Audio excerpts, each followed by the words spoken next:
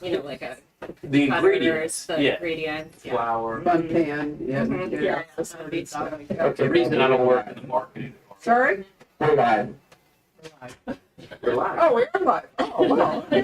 Well, good evening, everyone. Thank you so much for coming out tonight, and thank you, virtual audience, for joining us. It's really an exciting, well, every evening is exciting when we do this, but I particularly enjoy introducing you to debut authors. And in fact, over here is Jessa Maxwell, and her new book is called The Golden Spoon, which you might think, starting out, is going to be a cozy, because it's set during Bake Week in a sort of mansion, remote mansion, somewhere in, what is it, the wilds of New England? It's in the wilds of Vermont. Vermont, that's it. And so you think that, there might be cats and there might be, all sorts of fun stuff, but it kind of morphs into a thriller. So it's a very unexpected book. So we'll talk about that. And over here is Jerry Riddle, whom I finally get to meet in person. And he is here with Quantum Radio, which made me go back and look up when my university, Stanford, put in its linear accelerator, which happened when I was an undergraduate. Wow. And I didn't understand what it did then. And I'm not totally. After reading the book, we still don't know. Well, no, but I'm gonna let you explain it. Well, I'll be happy to. Half the book is about that. So spoiler alert. It's about not the one at Stanford, which is now, as I understand it, the longest one. Yeah, right. Right. And yeah, it's It's a newer model than the one that was there in 1958, trust me. right. But you're at the CERN reactor, which is somewhere under Switzerland and France in kind of a loop, It's a ring. Yeah. 24 miles or some sort of kilometers. Yeah, exactly. Yeah. See, I did actually look it up. Look it up. Okay, but quantum physics are beyond me. So, and I think it's fascinating that Jerry can actually make thrillers out of science and explain it to you in a way so that you can follow along with what's happening. Even if you were, for example, a French major. Right. So where should we start? Jess, let's start with you. All right. So The Golden Spoon, which is a wonderful title, does it represent anything? Yeah, I was trying to come, as I was writing it, I was of course trying to come up with like the best possible title to describe it, but also to like be evocative of something else. And I like to think about like the characters, privilege and kind of social class plays into the book a little bit, and especially with the two main kind of matriarchs in the book. And so the golden spoon was kind of a play on the silver spoon. And then it was also, the golden spoon is the prize that you win if you win the Bake Week competition, which is very much like a, kind of a cozy, gentle baking show that kind of goes off the rails. But Oh, has anybody here watched the British Bake Week, because, if you've seen any of the baking things, I've never quite understood how good the food was. It's all about the construction and the concept and so forth, but I've often wondered, whether the judges are dazzled by that or whether, in theory, it's supposed to taste good, too. yeah, I think the early seasons, I'm a huge British baking show fan, and the early seasons were definitely very focused on like craft and like you wanted, all the food to taste really, really good. And I think as the show has progressed, it's more and more about like construct a giant bust of a famous, celebrity or something out of cake. And it's very different than it used to be. It used to be very kind of basic.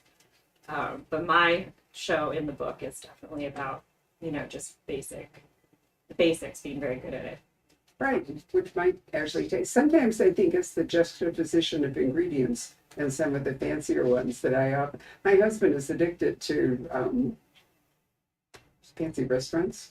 So he faxes ahead so that we can eat at foie gras or something when we go to France. And sometimes the food is so precious, and the flavors are so different that I don't, I think that we're there. It's for the show. What are your views on that? You've read this book, so what would you like to say? I'm currently reading this book, and I think what's so fascinating, what I loved about the book was the different characters and the juxtaposition of where everyone's coming from and what they want out of the competition. It's sort of like, what is, the objective is to bake all these things and to be the best, but what they want out of it is very different. I thought it was very interesting. And then I love the way the book was written. I mean, it was very, for me anyway, engaging. And yeah, I like that.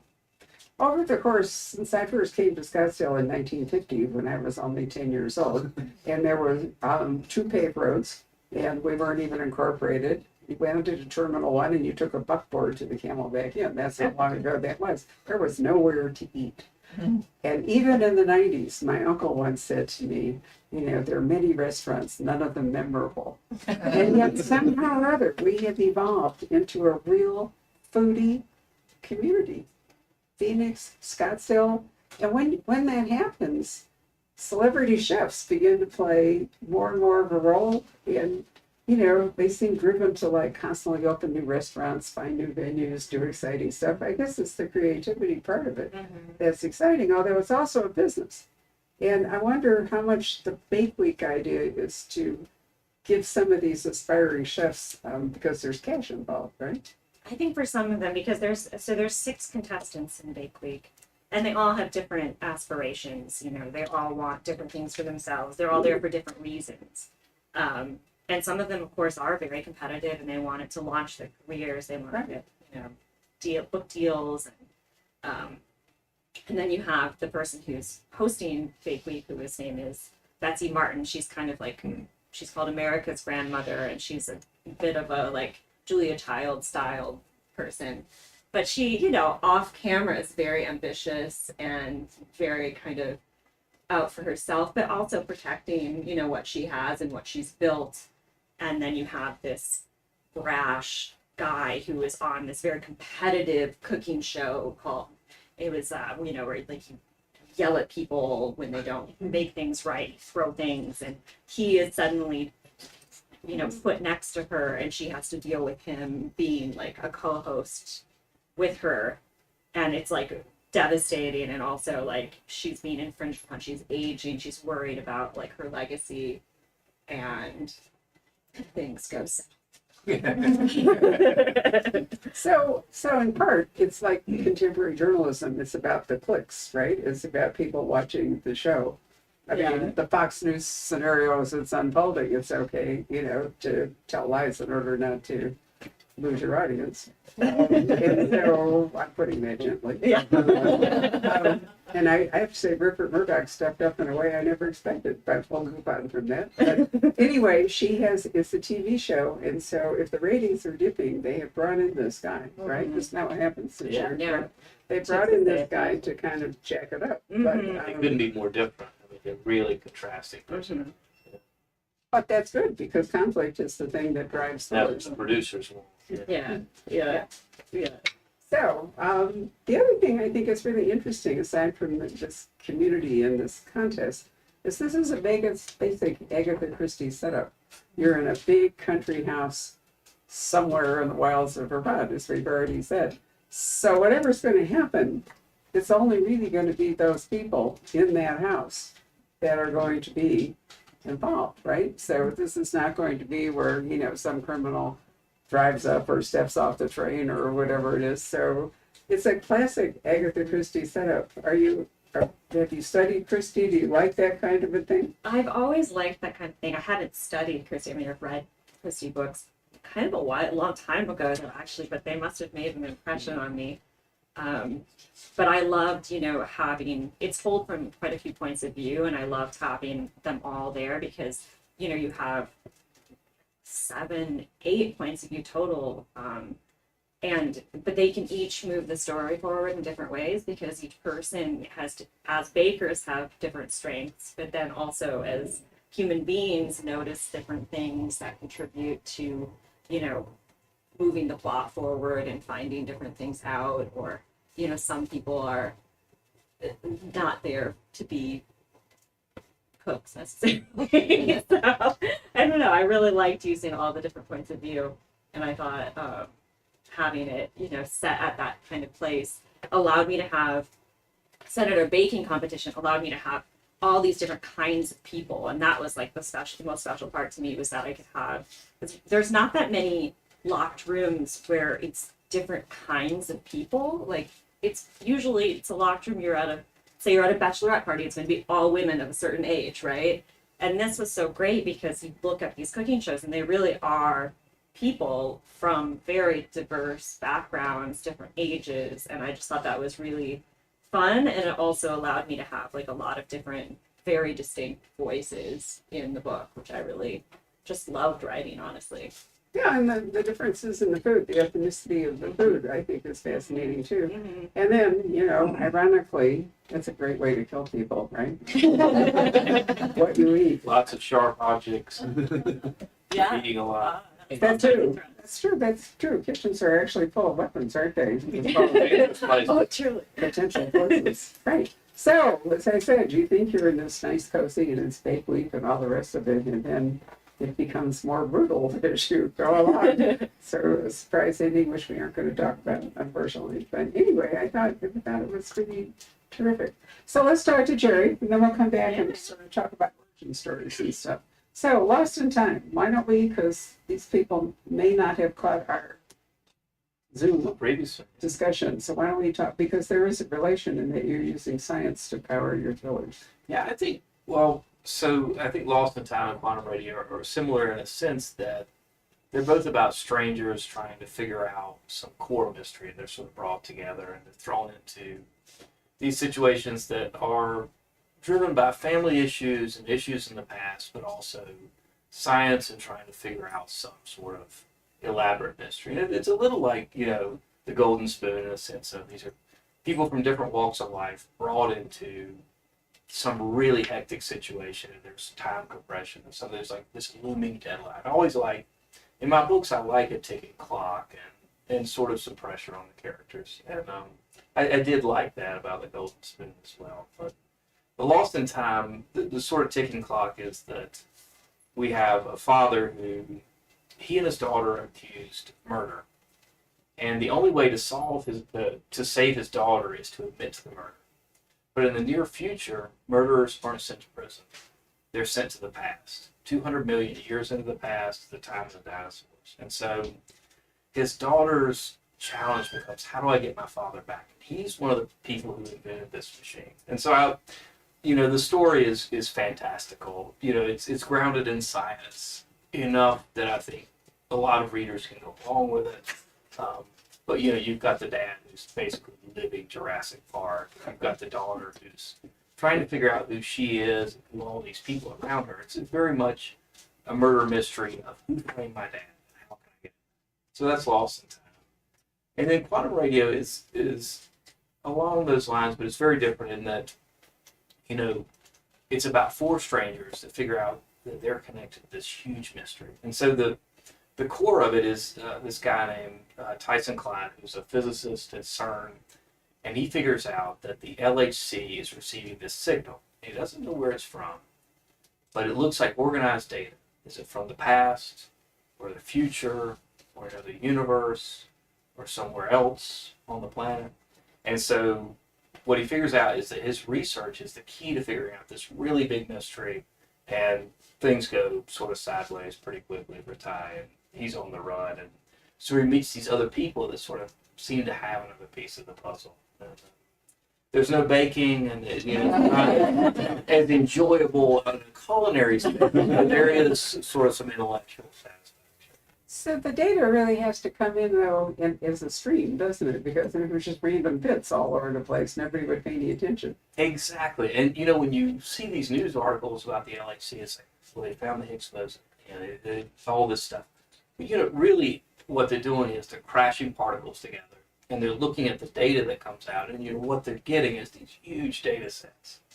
And they're analyzing, well, you know, based on the size of these particles or what we're seeing, you know, this is what this is. And so the premise of Quantum Radio is that Ty has written this algorithm that's like, well, I can see what no one else is seeing. And there's something here that's organized, and it's this sort of data stream.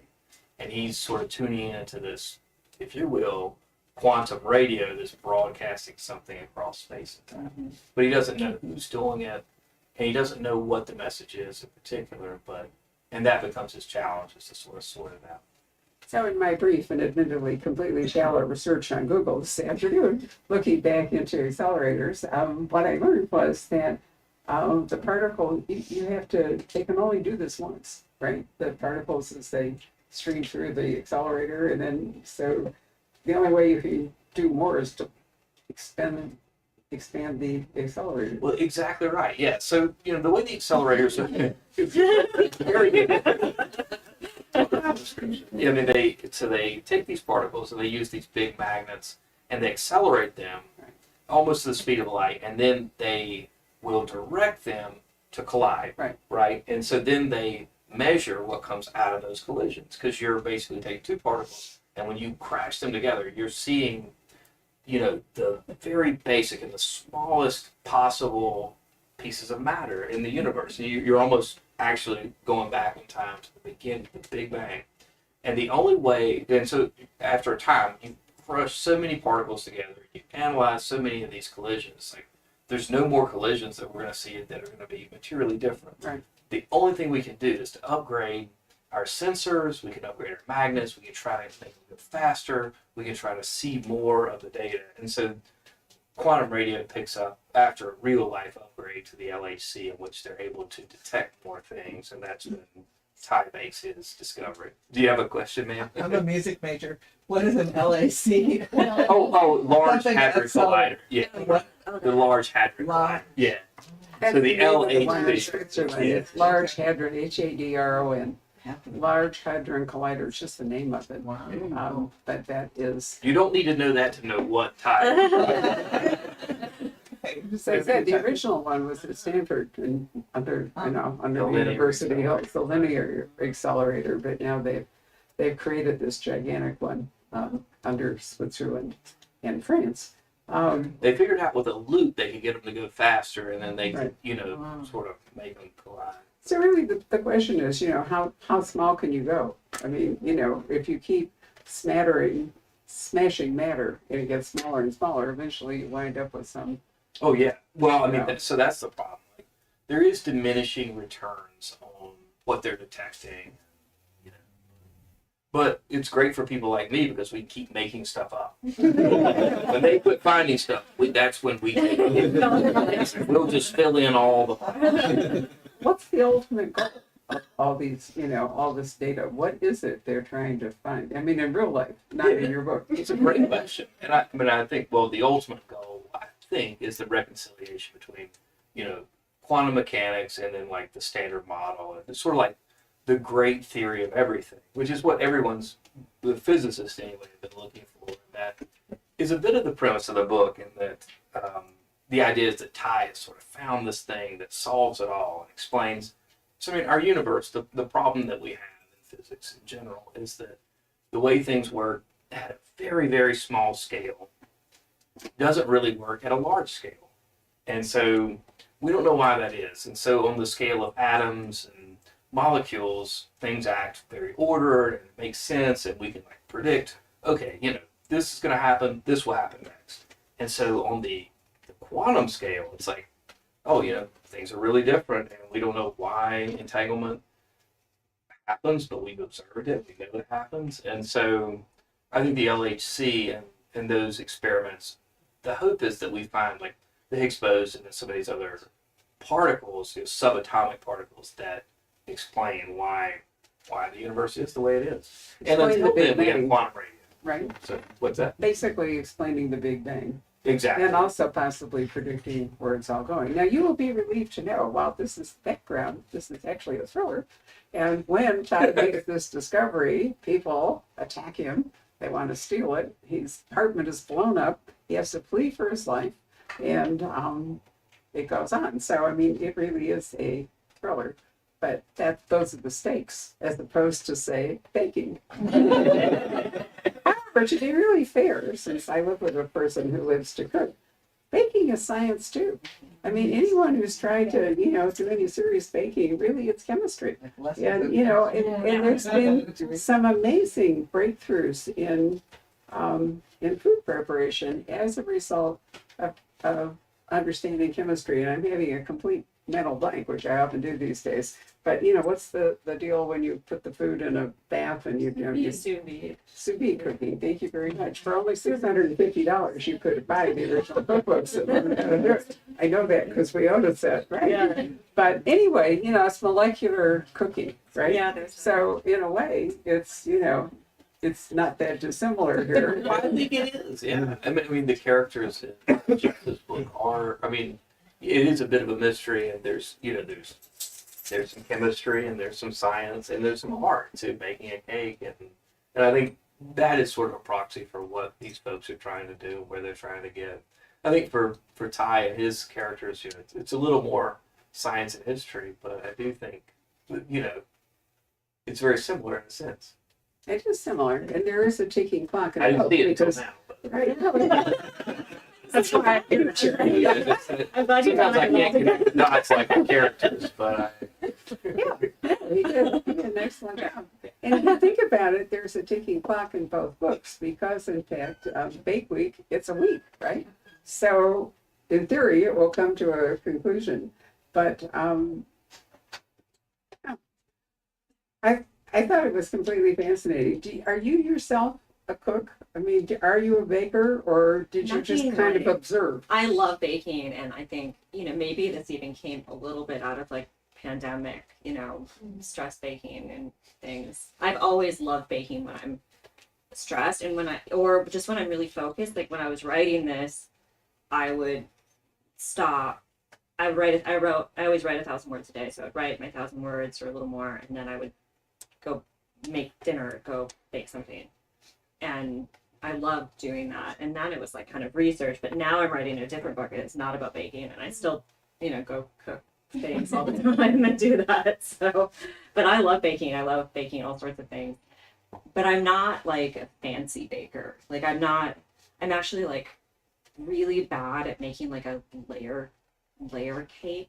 Like I can make like a really good cake, but then I try to stack it and it's just an absolute disaster. I don't know why. I know it's not even that hard, but for some reason. So true. I remember when I was a child, my mother was absolutely fabulous cake. Yeah. She could make cake. She could make a pie crust to save her life. Oh, You could yeah. drop it on the floor Yeah. and splinter the floor. There are it was certain terrible. things that elude me, I think. So we all, but it comes back, you were talking about predictability, because in point of fact, if you're a baker, if your oven temperature isn't right, I mean, baking is founded on figuring out what happens chemically under given conditions, right? It has to have a particular, we have an author called Joanne Fluke who has written like a zillion cozy mysteries involving food, and she always has recipes in the bag. And here's a scary example. She is now so specific, she will actually just say things like, open a number 10 ounce can of whatever it is and put it into the, whatever. And the reason she does that is that when her recipes were simpler, she said, she was doing something in a pressure cooker, and one of the instructions was add a can of peas. So wherever the baker, this novice cook was, threw the can of peas into the pressure cooker, no. and it blew up and killed it. So it really did. Oh my God. Like a Well, it is a bomb. It is. And if you understand the physics of pressure cooking, you would understand, that No, they're terrifying. there's really. an unpredictable. As a matter of fact, a little known point of publishing is that the riskiest thing that a publisher can publish is a cookbook. It truly is, because people can get sick, people can get hurt. Kitchens are a dangerous place, and so they generally have very elaborate test kitchens, and they, repeatability is a key factor, in recipes, right? Yeah. And especially in baking, you want repetitive trials so that you're going to come out with a product that, and then you have to allow for altitude and all that other stuff. I mean, I can imagine. I always, you watch these shows, and I always enjoy imagining myself in one of them because I could never, ever, ever, ever manage. I would have a total panic attack like the instant I stepped on to one of those, into one of those tents or anything. I can't imagine being able to do it, but I'm so impressed by people who are able to be in front of people baking. And I think it takes a certain kind of person to be able to do that. And I thought that's kind of a fun thing too to think about with writing these characters. So you clearly have a dark side buried underneath your smiling. I know, not even that deep. I don't think.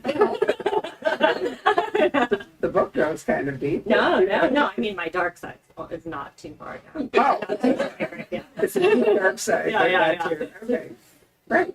Well, so let's talk about origin stories, because you have an interesting history on your road to becoming an author. You did other stuff. I did, yeah. Well, I started an internet company in college, and I did that for 10 years, and it was a good career for me.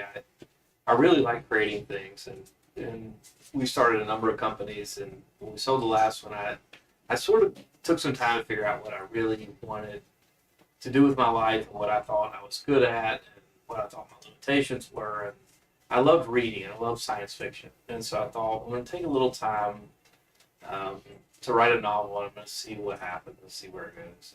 Like a little time, like somebody might think, oh, it's 3 months, 6 months, 2.5 years for me. Is the amount of little time that it took me to write that novel.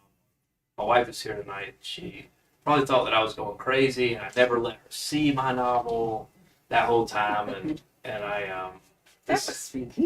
That was- Why didn't you let her see it? well, It's a private creative. so the first drafts were not good. The first stuff that I wrote, oh yeah, I was like, am I ever going to be able to do this? This stuff, I don't think it's very good. But I think, and this goes back to baking a little bit. Like the only way you get better is to, keep practicing, and not that you're working from a formula, but you know the size, and you have to put the layers in your story, and they have to like hold each other up.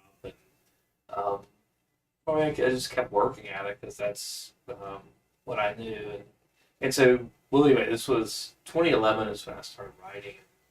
When I finished the book, I felt like I'd done some pretty good work on it, and I was really proud of it. And I didn't know anything about publishing, but I knew a lot about selling things on the internet. And so I self-published my first book, and I thought, if this takes off, I'm going to keep doing this and try to figure it out. If it doesn't, I'm just going to do something else, and I'll just waste 2.5 years doing, some other. I'll probably bake a cake. I still can't do. And but yeah, the book, it took off. And I've been writing since. And I've written. This is my 12th novel, and I'm happy to have it You in really this picked up the bookstore. pace too, didn't you? Yeah. And I actually wrote Quantum Radio 2 years ago, actually before Lost in Time. That's what you said. So, Yeah. Right. yeah, that's exactly how I got here. Yeah. It's surprising how many first-time novelists hide their work, don't want to show it to anybody until they see if it's going to work. Were you that kind of a I was, first-time novelist? Yeah, I didn't show it. My husband is actually quite an accomplished editor. He worked at Knopf for one time, and he's at Simon and Schuster now. And so I was extra scared of showing it. So I wouldn't let him read it at all. I would get frustrated. He'd be like, blabbering on to him about characters he's never read about. And he's like, I'll just read it. I can just read it. And I would be like, no, you can't read it. And then when I was finished, I gave it to him. He was my first reader. And I was so nervous because I'd never written a novel. Just felt like I was going to throw up. And he read like the first section of it. And was like, you got really excited. And he's like, you have something here. It's really great. And then after that it was great. And I think I would, but now I'm writing my second book and I still don't want to show it. Yeah. I'm afraid it's like kind of like like the spell will be broken. I don't like having anyone look at it because it's so confusing. And then you start getting their ideas in your head and it's just too much to kind of put in. You already have all the bad reviews in your head now. It's like you don't want to have anything else that's could be kind of like seed itself in there, take away from your process, I think. So, Yeah. I'm sorry. no, go ahead. No. Well, I was just gonna say, I do think that if you can make your way to that creative place where you can just do this for at least your first draft, I've found for me that's the way to get it done, and to write the story that I want, and then I start working on it and trying to figure out what's going to work. So would a writer's group be something you would do or you wouldn't do? I've never done, say, a critique group, but I will say that I have benefited immensely from, writing the book. I'll give it a little time. I go away from it for a few weeks, and then I'll come back.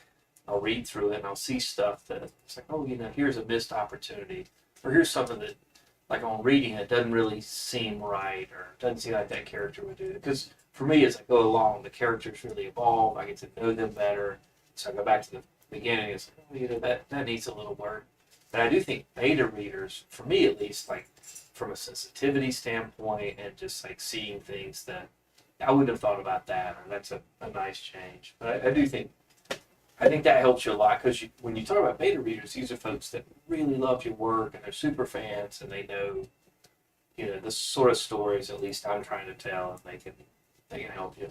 So in your case, would, sort of a science translator be? I mean, if you are just so densely scientific that the average person, for example, you or me, Right. couldn't figure it out, it'd be helpful to have somebody Yes. give you some guidance there. I do. Well, I think the science translator is a good idea, but also it's like, my wife is my ultimate first reader, and she will sometimes read the book and say, I really like this story, I like these characters. Man, you got like 3 pages on quantum physics here. Like, this is just like a little too much, and we need to, like, it needs to, it's like this long, it needs to be this long.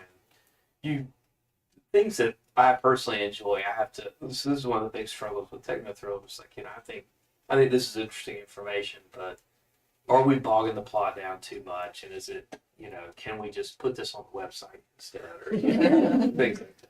Right, the author's note is a valuable tool. The fact versus Right. fiction. So if you have an in-house editor, a writing group probably, Literally. that's pretty scary, actually. Yeah. A writer's group might not be of interest to you. I would, I love the idea of it. And I have now met just in this, this is my first year of being a novelist, really, and getting to interact with other people who've written similar, books in similar genres. But I've gone to writing groups when I was younger, when I really wanted to write a novel, and I've always found them to be like incredibly discouraging environments, which is really too bad.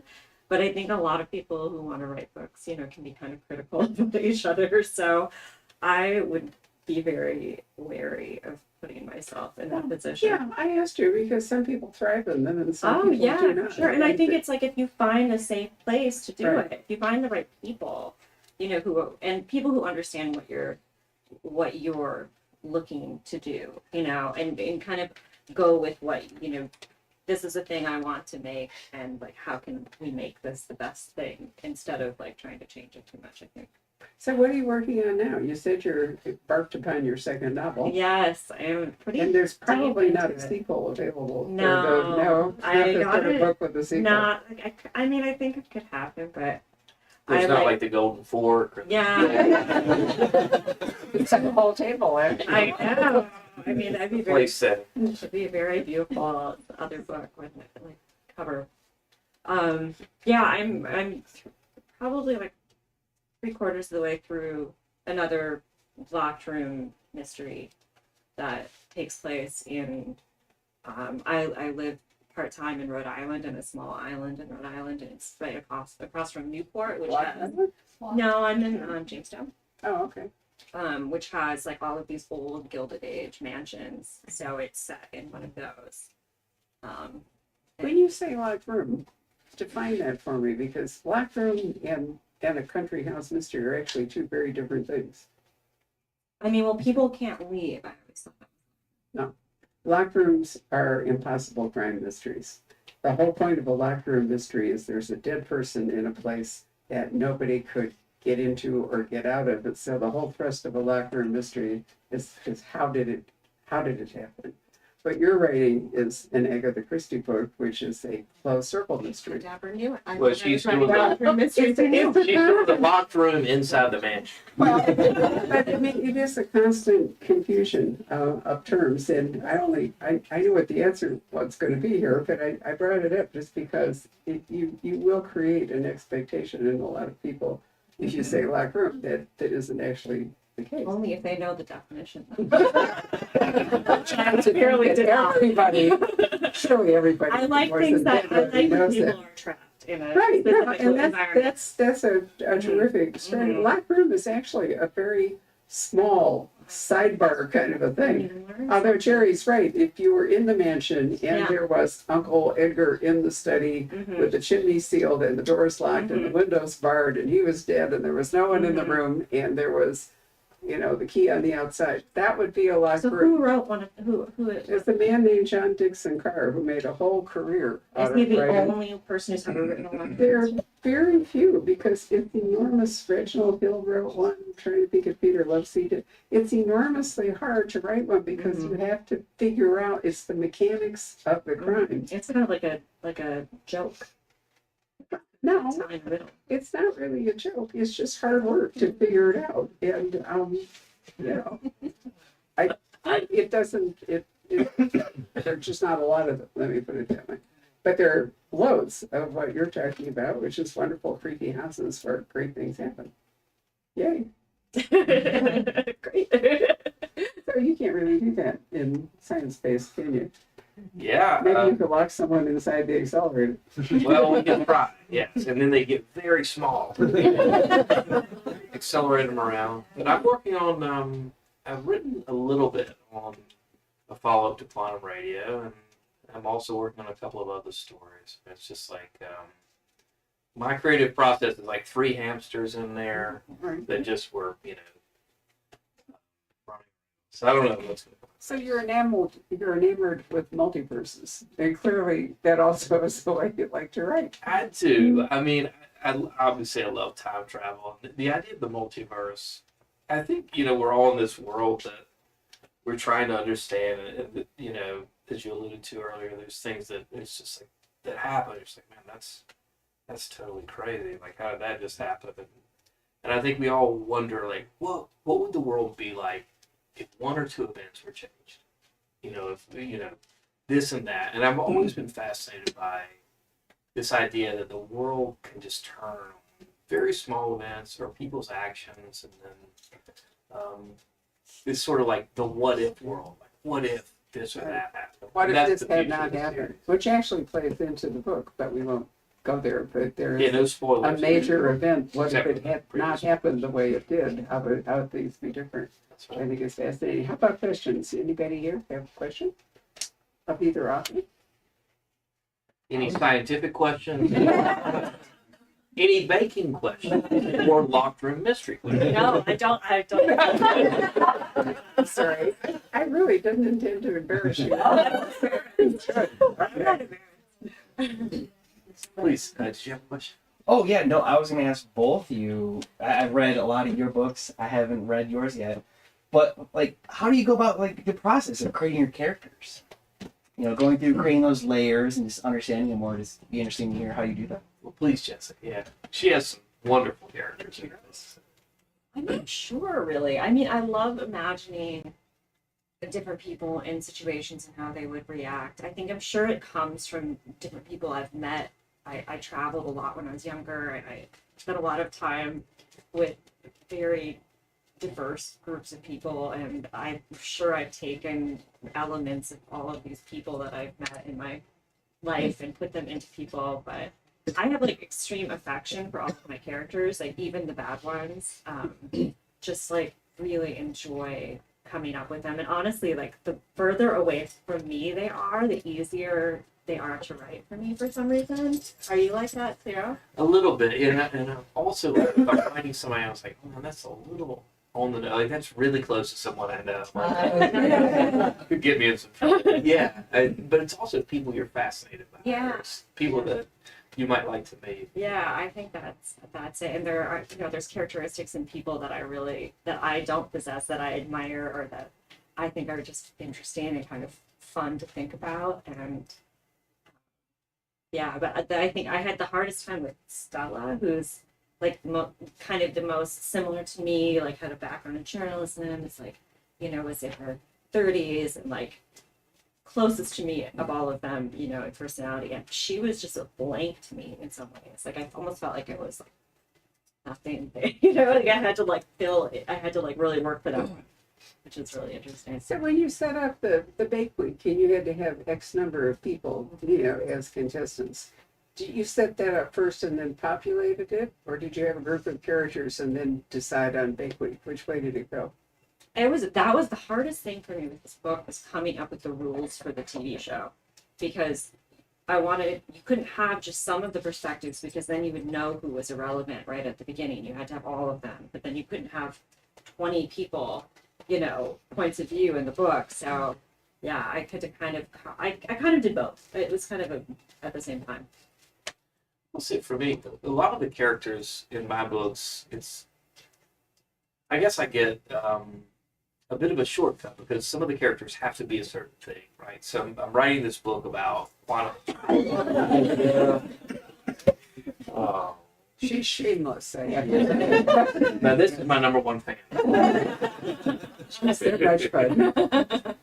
We always make her stay in the front row. Oh, is that right? Yeah, because that way she gets to come and dance at everybody. Don't you, sweetheart? Yes, you do. Well, I've been on the road for 3 weeks, so she's probably not smelling at her dog back home. I don't know.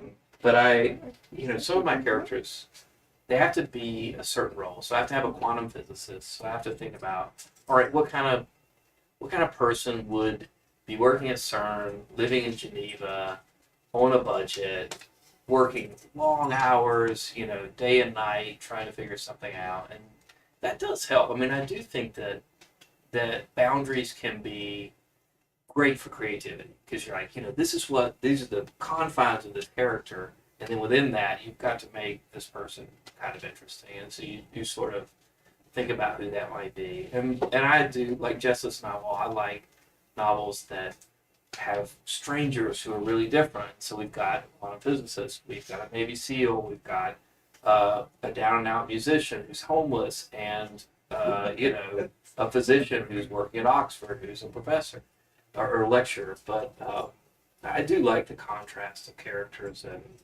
and where they're coming from, and I like to see them sort of have conflict in the way they're seeing what they're doing, and how their life experience resolves the plot, and how it sort of creates more conflict. But that's what I'm always looking for, is characters that are different and add some sort of intrigue to the book. And it has to have conflict. I mean, if there isn't any, there's no plot really, or there certainly doesn't work for this particular genre. Literary fiction, sometimes you can just have them swanning about, and they don't actually have to collide with each other, but that doesn't work for thrillers. Any of you ladies over there have a question? I wasn't reading. This is 10 women who meet here annually. We're always pleased to see them in March, so thanks for coming again. Anything you might like to add in case we weren't looking at you?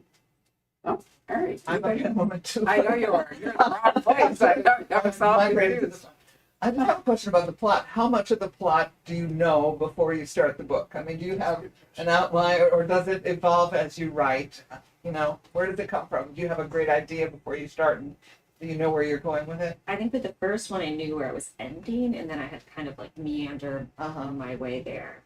And the current one, I thought I knew where it was going, but then I changed my mind a couple of times. So it has taken like these different paths, and it's taken me longer to write it. I wrote the first one really quickly, and this one is definitely taking a little bit longer. But yeah, I think I kind of know. It's like a vague directions. Yeah. Well, I think every novel sort of finds this balance between plotting and sort of pantsing or making it up as you go. But I think, early in my career, I plotted a lot. Like, I really wanted to know that I had a strong plot, and I had these big twists and reveals, and I really wanted to know that the ending had this payoff, this big sort of boom that I thought was worth the journey. But the one thing that I learned about that is, as I wrote the book, I got to know the characters more, and some of the plot didn't work. I was like, that character wouldn't do that. And this doesn't work anymore. And it was really kind of agonizing to go back in this iterative process of like, now I'm writing my outline. Okay, tomorrow I'm writing my book again. Oh wait, now I'm writing my outline again. And then I think as I've written, now my 12th novel, my outlines are a little broad, but I still want to know that there are these big moments in the book that I look forward to writing, and this big ending that I think makes the book worth reading. But I think every novelist sort of has to find that balance between, some like Stephen King would say, I just make it all up as I go, and but I also think it's genre dependent in the sense of I do a ton of research. I know Jessa had to do a lot of research for her book. And it's like you do this research and you know that this stuff has to be in here, so there has to be some sort of structure in which to employ. But you did have to come up with. Did you come up with Bake Week as your basic idea first? No, I just thought I wanted it to be murder at a baking. You did have the idea that it would be a Yeah, but competition. I did have, that was the original idea. Yeah, was that it would be at a competition, which was great because it gave it some structure, which I think kind of propelled the plot forward, and that was really like. Right, but I mean, there are a lot of competitions. There are beauty pageant competitions and hat making. I mean, Yeah. There's always the potential for terrific conflict whenever you have a competition in a large collection of different For characters. sure. Yeah, I think you were brilliant to come up with Bake Week. Yeah. I like the baking because the inherent competition, of course, is always good, but then it's got like I said earlier, like I just love all the different kinds of people that enter these things. And, there are different kinds of bakers too. There are very neurotic bakers. There are people who are very scientific. There are people who are naturals at it, people who have to work harder, and it was nice combining all of those different personality types. Anybody else? Yes, sir. I had a question for Jessa. Do you come across any particular challenges about having, was it 8 different characters' point of view and first person point of view in there?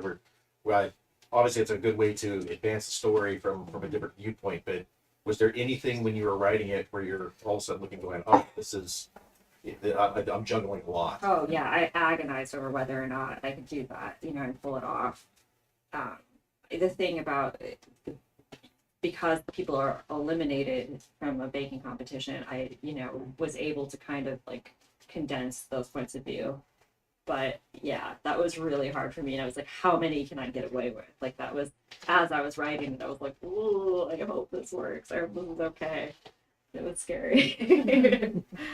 I think the different perspectives add depth, and you see the story and the other characters from a different angle, and there's, I think it adds a lot. The one thing I made sure I just always made sure that each new character was moved forward in time, and that to me was very important because you never saw the same scene twice. Yeah. And I think that helped kind of Gives you a sense of progression. Yeah. Momentum. Did you have a question over here? It was more of a fun one. If you had to take a character from your guys' books to a restaurant, where are you taking them? What restaurant? Great Well, this is, I would take my main character, Ty Klein, because he tells a lot of dad jokes. So do I. We'd probably go to a burger.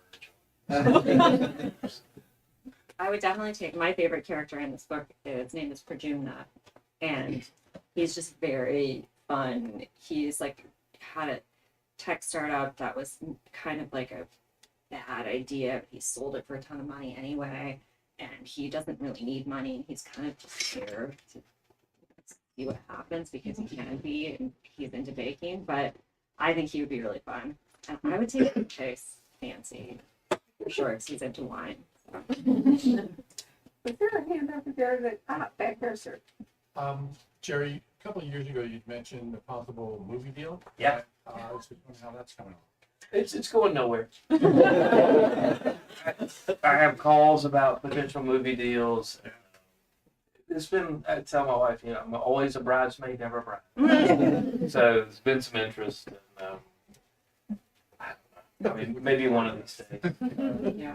But if the movie does happen, I'm going to make all of you extras. Your names, and we'll put you in All right. the TV. And the, Yes, way over there. I'd like for you to think about writing a novel about the voice competition. That would be Can't you see all these characters? That's and a good the one, judges thinking, oh, they sound like me when I was. Yeah. Maybe not. I could just see this whole circle, what you're writing about, Yeah. cooking competition. Think Mhm. about an opera competition Oh, that would be with the amazing. voice. I didn't know that. Yeah. I love it. That could be It's a big good- in audio. Yeah. Good That'd be movie. fun. They have really huge egos. Yeah. A lot of training. Ted, did you have a question from the virtual audience? Yeah, there are a couple questions here. Let's see. Steve would like to know, this is for AG, the song that Maria sings, A Hymn for the World After. Did you have a melody or tune in mind when you wrote the lyrics to it? That's a good question. There is a certain rhythm to it, but I needed to make the words work, and it's really about what she's singing and saying. But I did, to answer the question, I did look up some songs that have the same sort of rhythm to it. I can't remember what they Music consultant for you. I need the music that's Not content with being an extra, you also okay. She's the sound editor. You get That's what brought me out of the day. Another one that Steve asks a number of questions. One is there a linked universe from the Looking Glass and Pandemic/Genome to quantum radio? So it's a good question, and there are some. So what we're going to see in quantum radio will be the origin of some of the other things that are in previous series. Yeah. All right, I'll give him one more. Let's see. This is interesting. A lot of your books seem to have a religious undertone to them, though not explicitly stated. Is this intentional?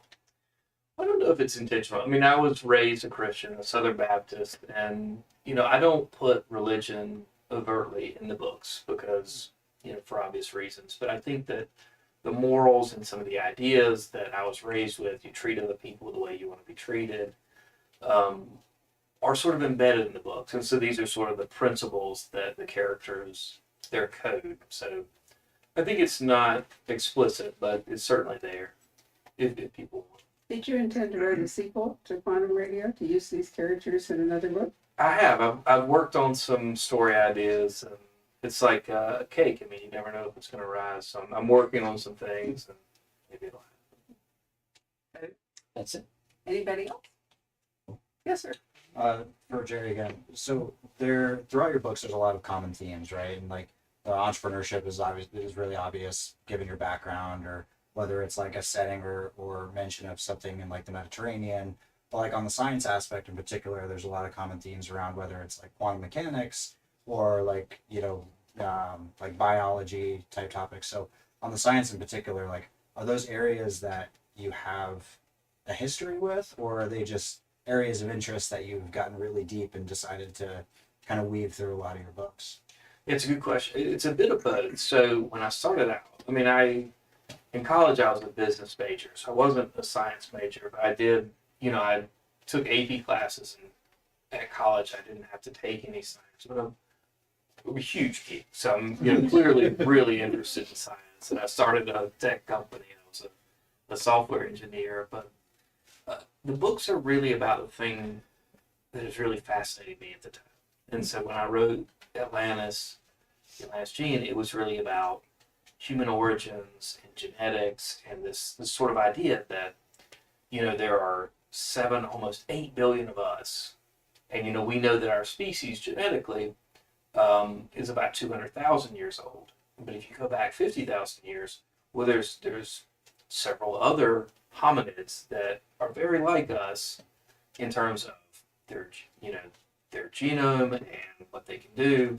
And you fast forward, 25,000 years, and there's none of them, and there's so many of us. And what makes us so different? And so I think the big theme is these scientific questions, like, these big scientific mysteries that fascinate me. But, in college I worked in clinical research, which is a big part of the Atlantis Gene. And obviously I've worked extensively in software, which plays into the book, but I don't know, it's tough to write a book, or at least for me, I haven't figured out a way to write a book about software that's like really compelling. It's like no one's like chasing someone down for your code. Like you just have it on the computer, take it. So, and then the book's over. So only ever got to Maybe you page could do a 5. terrific hacking mystery. It could be. Yeah. I haven't figured out how to Competing do codes. it, but it could be. Right. And I mean, Ty in quantum radio is a software engineer and a quantum physicist, but it's like his research that really gets him in trouble. But to answer your question, yeah, it's a mix of things that I know enough about to be able to dig a little deeper and try to figure out, but really things that interest me and that I think readers might want to read about. Anyone else? Thank you for the question. So I do have one final question for you, because I've read an advanced reading copy and they are not always complete. Are there any recipes in the Golden Spoon? Too cozy, I think. Or too dangerous? That's what it's really true. Often I come down here and I'm amazed when I see the finished book, because I get one, put out by the publisher way early in the Yeah, process. before it's Doesn't edited necessarily even. have the same cover, or something could have changed, and occasionally that's really embarrassing because I read it differently and then it got edited and it got changed, whatever. Anyway, so no recipes. No, Well, it could be you because can the imagine- cookbooks are so dangerous. The publisher didn't want to put the recipes in there. So, yeah. If you, right, I still have trouble imagining if they add a can of peas that anybody really would do that. I know, it's just like, really? But it did happen. Anyway, thank you all very much for coming this evening. Let's give our authors a round of applause.